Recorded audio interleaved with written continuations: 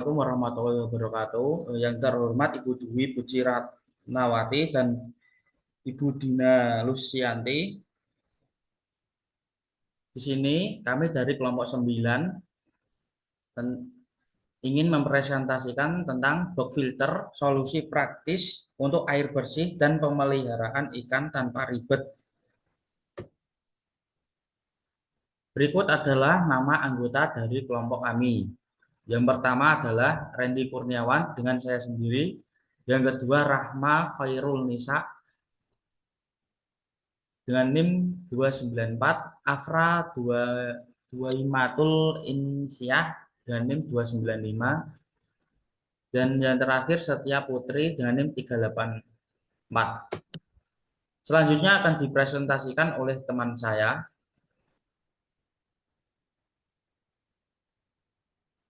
Oke, baik. Saya akan mempresentasikan yaitu aspek pasar dan pemasaran. Yang pertama ada segmentasi atau segmentasi. Nah, yang segmentasi adalah proses membagi pasar yang luas menjadi kelompok-kelompok konsumen yang lebih kecil berdasarkan karakteristik tertentu. Yang pertama ada demografi, yaitu menargetkan usia dari 18 tahun sampai 45 tahun. Dan untuk orang-orang dewasa maupun muda yang peduli dengan kebersihan air dan peduli terhadap kesehatan ikan. Yang kedua ada psikografis, yaitu gaya hidup, misalnya orang yang aktif, peduli lingkungan, atau menyukai produk teknologi. Kepribadian misalnya orang-orang yang sadarkan kebersihan air dan kesehatan ikan.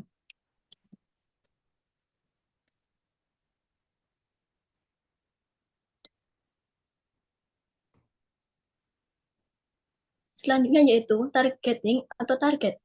Nah, dalam produk filter air ada beberapa target pasar. Potensinya yaitu yang pertama, pemilik akuarium rumah tangga, yaitu hobi pemula dan profesional, yaitu menuju orang-orang yang pemeliharaan ikan hias seperti gupi, cupang, arwana, diskus di rumah atau apartemen. Yang kedua ada komunitas dan klub pecinta ikan hias, yaitu komunitas yang aktif mengadakan pameran dan kontes ikan hias seperti ikan cupang, koi mini, dan arwana.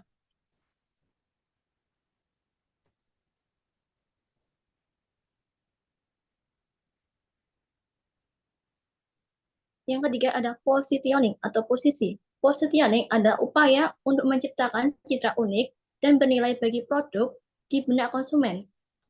Yang pertama ada kualitas air terjamin, yaitu filter air yang menjaga kualitas air optimal agar ikan hias selalu sehat dan aktif.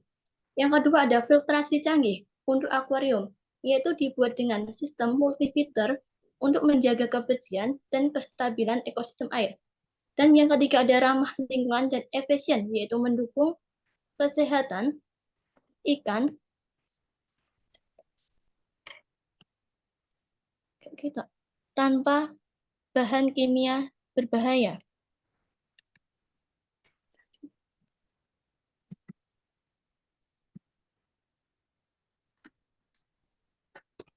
Peluang pasar yang pertama ada kondisi pasar saat ini, yaitu peluang pasar produk filter sangat besar saat ini, baik di segmen hobi ikan hias maupun akuakultur. Faktor seperti tren memelihara ikan, peningkatan kesadaran akan kualitas air, dan kemudian akses melalui e-commerce membuat produk ini semakin dibutuhkan. Nah, untuk memastikan potensi pasar, produsen dan distributor perlu fokus pada inovasi produk, edukasi konsumen, dan memperkuat kehadiran di platform digital. Yang kedua ada estimasi pasar yang akan datang. Estimasi pertumbuhan pasar atau market growth, pertumbuhan industri akuarium global diproyeksikan mencapai 8-10% per tahun hingga tahun 2028. Di dalamnya, perangkat filtrasi seperti bug filter merupakan salah satu kategori yang mengalami peningkatan permintaan. Di Indonesia dan negara-negara Asia Tenggara, pasar ikan hias terus tumbuh seiring dengan peningkatan daya beli dan tren dekorasi interior.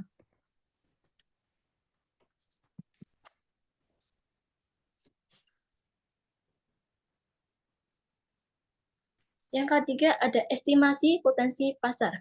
Potensi pasar dan tren pertumbuhan dapat meningkatkan minat hobi akuarium dan aquascape dan memelihara ikan hias, koin, cupang, arwana, gupi, dan dekorasi akuarium melalui aquascape semakin berkembang, khususnya di perkotaan. Konsumen dalam segmen ini sangat peduli pada kebersihan air agar ikan tetap sehat dan aktif. Selanjutnya akan dipresentasikan oleh teman saya. Baik, selanjutnya adalah aspek ekonomi. Dari perspektif ekonomi, box filter ini menawarkan berbagai manfaat, yaitu seperti penghematan biaya operasional dan perawatan bagi konsumen dan peningkatan produktivitas dalam budidaya ikan hias. Box filter sudah banyak digunakan disenangi oleh masyarakat luas, baik digunakan langsung maupun tidak langsung untuk para penghobi ikan hias akuarium. Seperti yang sudah diketahui dalam industri rumahan, terutama dalam industri box filter yang terbuat dari talang ini banyak limbah talang yang tidak bermanfaat secara maksimal dan lebih sering dibuang begitu saja. Salah satu solusi yang bisa dilakukan untuk menambah nilai ekonomis dari pemanfaatan box filter yaitu mengolah kembali tulang menjadi produk yang bernilai ekonomis. Selanjutnya adalah aspek lingkungan. Box filter adalah solusi praktis untuk menjaga kebersihan air dan pemeliharaan ikan tanpa repot, serta mengurangi limbah organik dari industri rumahan. Produk ini sangat efektif untuk meningkatkan kesehatan ikan dan kebersihan air di akuarium. Sesuai dengan berbagai penelitian tentang filtrasi akuarium, box filter mendukung ekosistem perairan sehat dengan menggabungkan filtrasi mekanis, biologis, dan kimiawi. Filtrasi mekanis menyaring partikel besar seperti sisa makanan, sementara filtrasi biologis menggunakan bakteri baik untuk menguraikan amonia dan nitrat menjadi nitrat yang lebih aman. Filtrasi kimiawi juga mengatasi zat beracun seperti logam berat.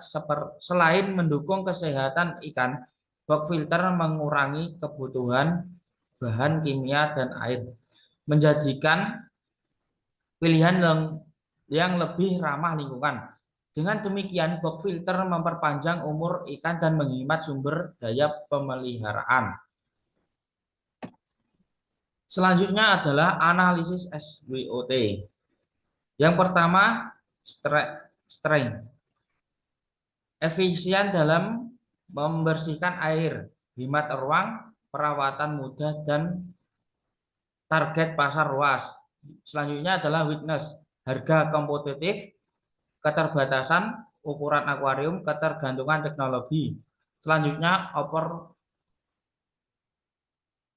opportunities, meningkatnya tren akuarium hias dan aquascape, kesadaran akan lingkungan dan kesehatan ikan, peningkatan e-commerce.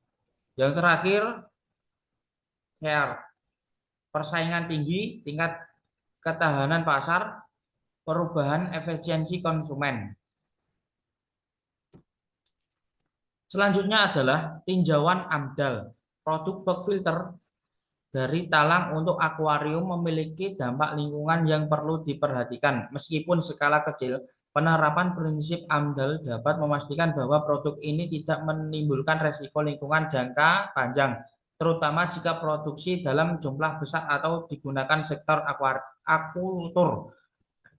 Selanjutnya, bentuk badan usaha. Kami berencana mendirikan PT untuk memproduksi filter akuarium berkualitas tinggi dan ramah lingkungan. Fokus utama adalah keberlanjutan, mulai dari pemeliharaan bahan baku hingga distribusi efisien, guna mendukung ekosistem perairan dan meningkatkan pengalaman hobis akuarium Indonesia. Berikut adalah gambaran logo. Bisa kalian lihat sendiri nama filter box. Nama ini langsung mengkomunikasikan produk sebagai perangkat filter, membuat mudah dikenali dan diingat oleh konsumen yang mencari solusi menyaring untuk akuarium. Tanglin Aquarium Filter PVC. Taklin ini menjelaskan bahwa filter ini dibuat dari bahan PVC yang dikenal tahan lama dan berkualitas, yang memberikan gambaran produk ini kokoh dan hemat biaya. Berikut adalah dokumen legalitas.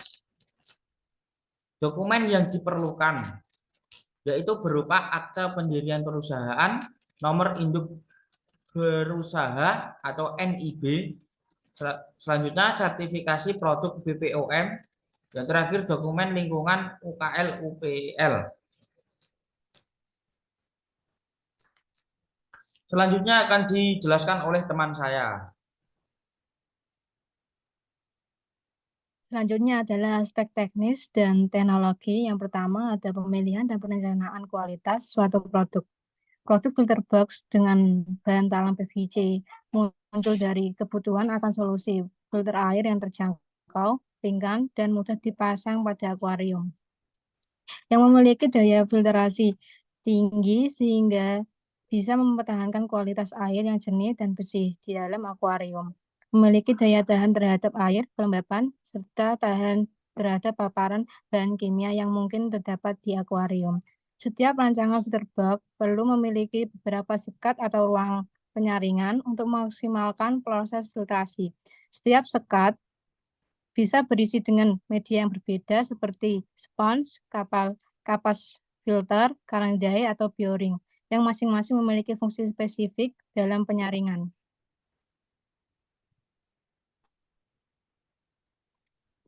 Yang kedua ada pemilihan teknologi.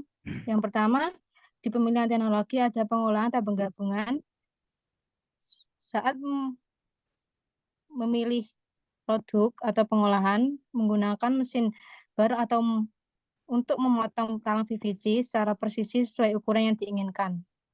Yang kedua ada penggabungan talang PVC, biasanya memerlukan teknologi pengelasan atau menggunakan bahan panas seperti solder. Yang ketiga ada perekat PVC khusus seperti lem yang digunakan untuk menggabungkan bagian filter box. Yang kedua ada penyaringan filter dan simulasi aliran air. Simulasi aliran air, teknologi simulasi aliran air membantu merancang dan menguji efektivitas aliran dalam filter box.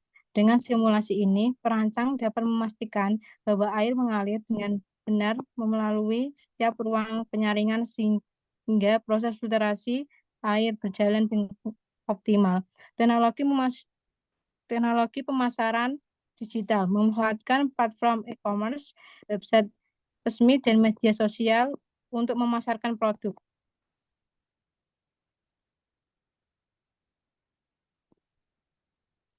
Yang ketiga ada perencanaan kapasitas dan tata letak produksi pabrik. Kapasitas produksi untuk usaha filter box akuarium, tenaga kerja 3-5 orang, waktu produksi 10-15 filter box per minggu, kapasitas produksi 2-4 minggu, jenis bahan, PVC, dan media akuarium sesuai dengan permintaan konsumen.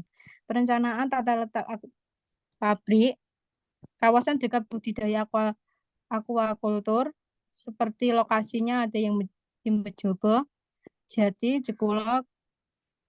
Alasan daerah-daerah ini memiliki banyak pelaku budidaya ikan dan tambak sehingga pasar potensial untuk produk filter ini sangat dekat. Pengiriman cepat dapat dilakukan dengan biaya rendah dan lebih mudah memahami kebutuhan konsumen.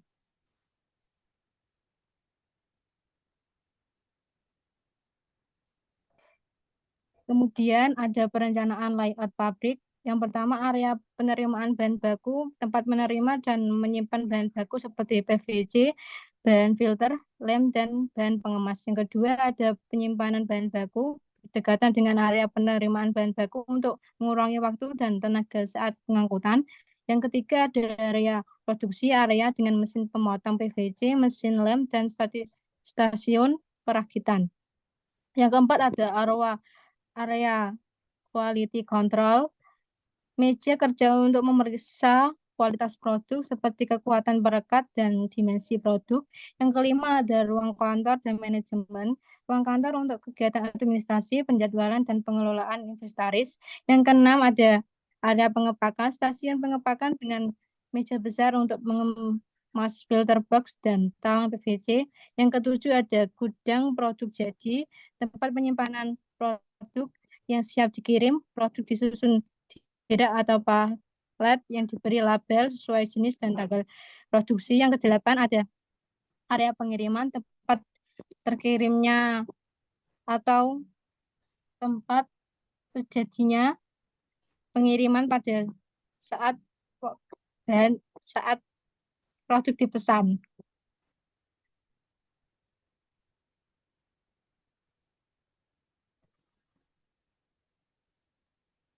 Selanjutnya ada analisis perhitungan ekonomi berproduksi. Yang pertama itu ada total biaya, 6.199.000 itu biaya, total dari biaya tetap dan biaya variabel.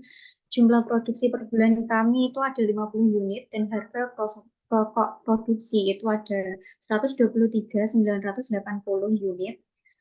Harga jual per unitnya itu ada 168.000. Laba itu 44.000. Untuk BEP-nya itu 136.898. Next. Untuk jadwal kegiatan, persiapan alat dan bahan bulan pertama dipertanggungjawabkan oleh Randy Kurniawan. Yang kedua, persiapan tempat di bulan pertama Apra 2 Indonesia, tahap produksi bulan 1, 2, dan 3 oleh Setia Putri, tahap promosi itu di bulan kedua dan ketiga oleh Rama Khairul Nisa. Yang kelima, evaluasi usaha di bulan 1, 2, dan 3 oleh Randy Kurniawan. Next. Selanjutnya, organisasi struktur. Randy Kurniawan sebagai CEO, Setia Putri sebagai manajer produksi, Alfado Matul sebagai manajer keuangan, Rahma Khairul Nisa sebagai manajer pemasaran. Next.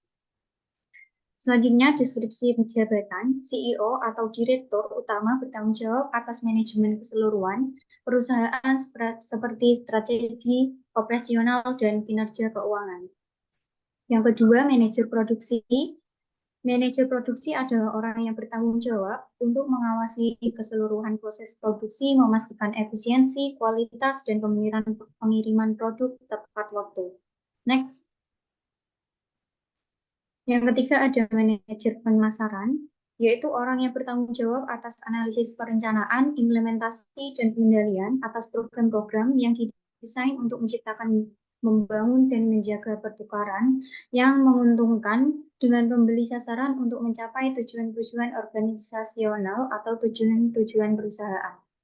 Yang keempat, manajer keuangan, yaitu orang yang bertanggung jawab menyediakan laporan informasi keuangan perusahaan serta analisis risiko keuangannya. Selain itu, manajer keuangan juga berkewajiban membuat dan melakukan perencanaan dan membangun sistem keuangan di perusahaan.